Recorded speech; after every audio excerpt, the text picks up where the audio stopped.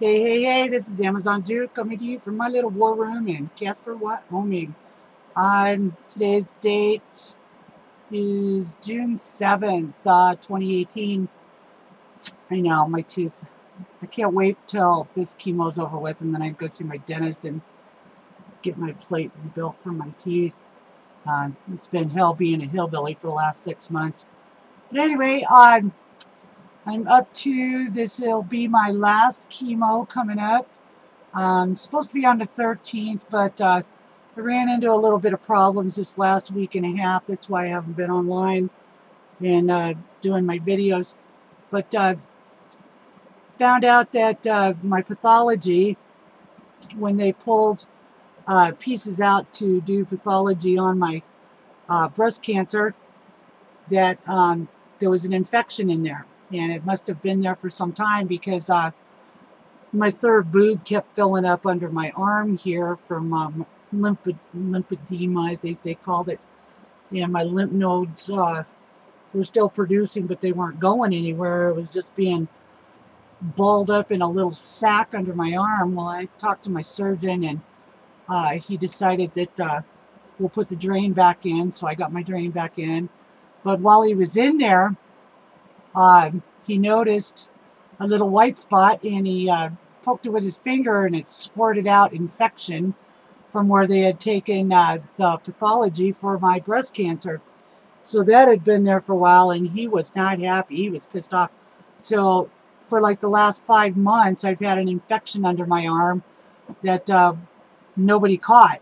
Not my oncologist, not my doctor, not blood work, nothing. It was there. And so anyway, I ended up in the hospital with a pretty good infection under my arm, and I was on antibiotics at the hospital for a week. By the way, don't let your cats lick you, and if they scratch you and you're a chemo patient, get a hold of your doctor, because they carry diseases in their mouth that can make you violently ill, and it did me.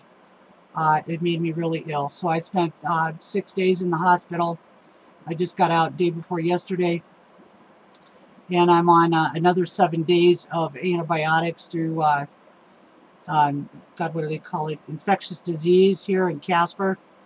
And I've got to do it myself, so I have to plug into my port every day for 35 minutes and unload this little ball of antibiotics into my port.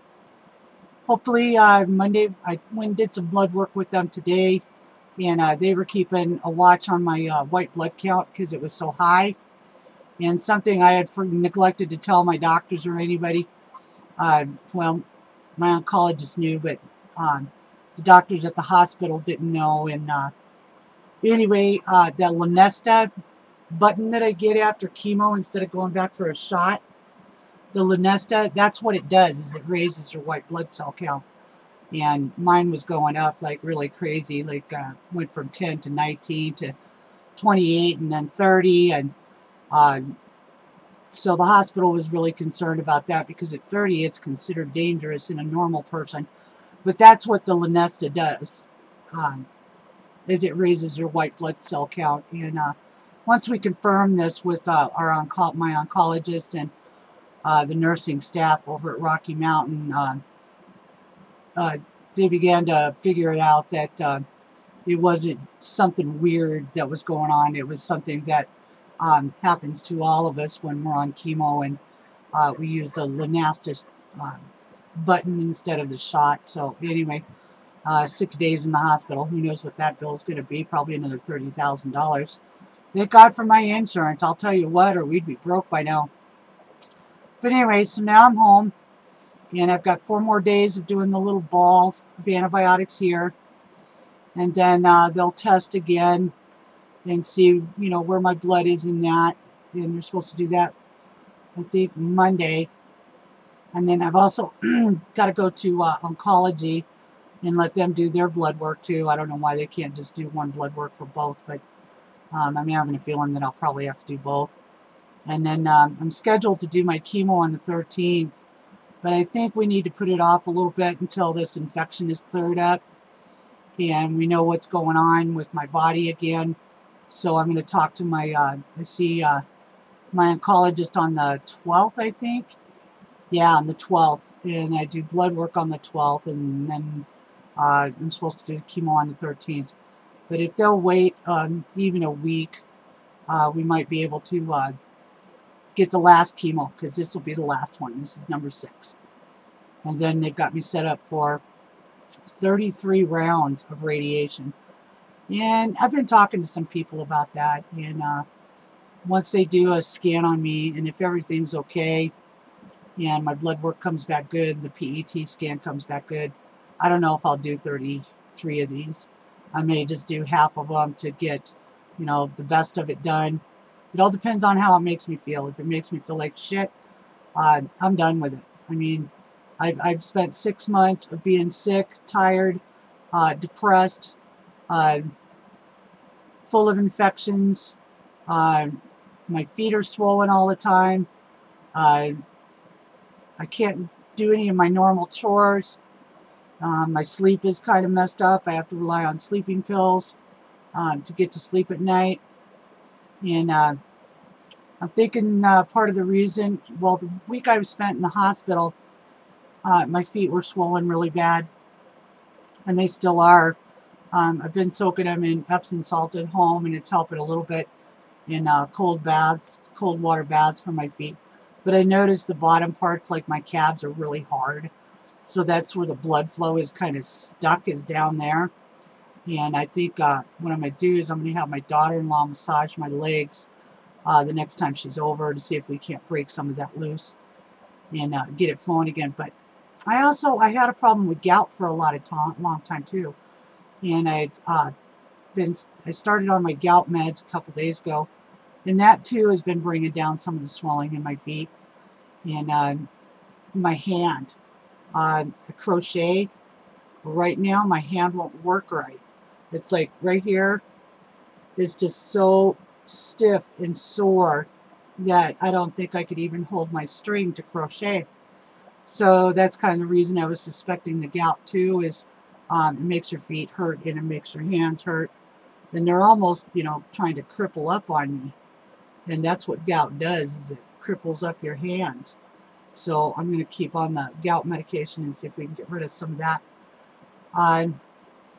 Anyway, so I got my drain back in, and I now have an armpit. It's a little tender under there right now, and where he's got the the drain, it's kind of tender, but I'm hoping the antibiotics that I'm on will scare off any bacterial infections that may be making in my body right now. I spent a week in the hospital, so I'm really worried about, you know, staph infections and all of that stuff, because anybody who's ever stayed at Wyoming Medical Center knows that 9 times out of 10 you're leaving with something you didn't come in with. It's just, I know for a fact the week that I was there, the nurses were great. I mean, none of them really lived here in Casper, but a few of them, they were all brought in from other places in Wyoming Medical Center and bought out the other hospitals, so they have no competition anymore. And to me, that's a monopoly. That should be broken up right now. And I plan to address that as soon as I can, whether through a video or speaking with the county commissioners. But monopolies are monopolies, and if that's what they're doing, then they need to be stopped. It's like Google or Twitter or any of those. So anyway, I feel pretty good. I just got done doing my 3rd ball of antibiotics. Takes about 35 minutes, and got to hook it up. I was really nervous about that. Don't be nervous. Just follow the directions, girls, if you ever have to do it. Keep your hands washed. Also, while I was in the hospital, I quit smoking. I had 2 weeks of no cigarettes until this morning. I found 2 in my truck and smoked them. I feel really bad. But I put my patch back on, and I'll give it another whirl here. I really didn't like it anyway. I smoked them, and I was like, why did I do that? I mean, they taste like shit. So anyway, so I'm at home, and I think my cats are happy to see me, and My husband's back to being a slob, you know, leaving all the work for everybody else to do. And something else I noticed too, my brain is a little more clear this time than it was the last time. And those days that I spent in the hospital really getting the magnesium pounded into me and the potassium and saline really helped me out. I didn't spend as much time being sick on number 5 as I did on 4, 3, 2, and 1 of chemos. So it's something to really think about when you're doing through chemo. Keep yourself hydrated. It is a must. Make sure you get good rest. Make sure that you're eating well. I'm not eating too good today. I had like 5 donuts. I don't know why. I was just craving sugar. And it's about that time of month when normally I would have my menses. So I always get that way about that time of month where I'm craving sugar. And since I don't drink anymore, maybe that was part of it too. But anyway, there we go. We got one more chemo, and it's scheduled for next week. And I'll probably spend 10 days with diarrhea and being sick again. But then that's it. I'm not doing anymore. And so far, all of the scans that they've done on me, from my lungs to my liver to, you know, all of that, there's no sign of cancer growing anywhere. And get down. And we'll get maybe back to living a little bit. And if I can manage to stay off the cigarettes, which I was breathing really good, and I need to quit. 4 years of smoking. And I'm lucky I didn't get lung cancer that kills most people that smoke that long. So anyway, that's all I got. And maybe the next time I come online video here, we can start showing some of the good things that are happening to me after the chemo is done. But stay strong, ladies, and keep an eye on your body. If you start running fevers and you're not feeling good, and you have pets in the house, like I have cats, if they're scratching you or licking on you, you're going to get sick, because we have no immune system right now. Anything and everything can make us sick. And believe me, it does. So with that, I hope all you girls are traipsing along pretty good. Get on a good vitamin regimen. Looks like we're going to have to do some stuff for my husband. He put his health on hold while we were dealing with mine. And looks like he's got a few issues. Some blood problems and some sugar problems. So hopefully we can get those straightened out. And we can go into our 60s coasting along. So anyway, take care, girls. Keep the fight up. And do everything you can to keep yourself healthy. And if that's quit smoking and drinking and being around people who are smoking and sick, do it. Do it. You only have one chance at life, and you need to take advantage of it.